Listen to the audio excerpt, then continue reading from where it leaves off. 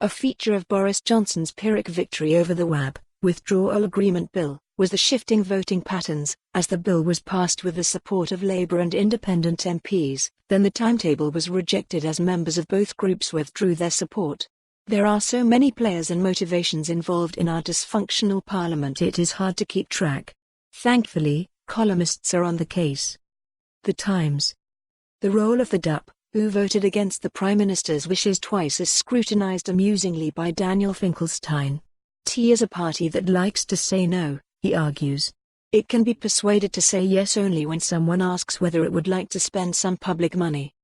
There are three main options to the Ireland problem, he points out: create a hard border, keep the whole UK in the EU customs area for the time being, or agree a compromise in which Northern Ireland remains aligned more closely with the EU and put checks in place between it and the rest of the UK.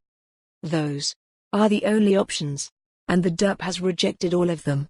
It has said no to a hard border, no to the May deal, and is now saying no to the Johnson deal. It has abstained on no deal, presumably worried that if it said no to no deal then the double negative might mean that it had accidentally said yes to something.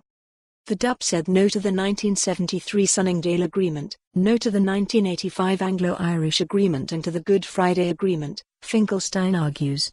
IT also said no to abortion, no to gay rights, even no to rock music. His conclusion? These are the people to whom the mathematics of the Commons has given such great leverage. But do any of us have to like it? No. The Daily Mail. Andrew Pearce considers the resistance to Boris Johnson's ambition to hold a general election, in the light of the fact that 51 MPs have swapped parties or allegiances since the last national poll. The fact that they were elected on platforms they no longer hold to means it is not surprising so many are dodging voters, he alleges, listing a host of MPs with narrow majorities who might expect to lose their seats. One group of MPs has no such reluctance, he adds, they are the Scottish nationalists. Riding high in the polls, they stand to gain 14 seats on current standings, Pearce says. He adds that the SNP has another motive for seeking an early election. Alex Salmond's trial expected in January, on a series of charges including sexual misconduct allegations.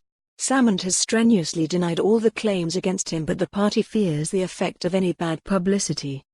What of the Lib Dems? On the face of it they want to revoke Article 50 and cancel Brexit.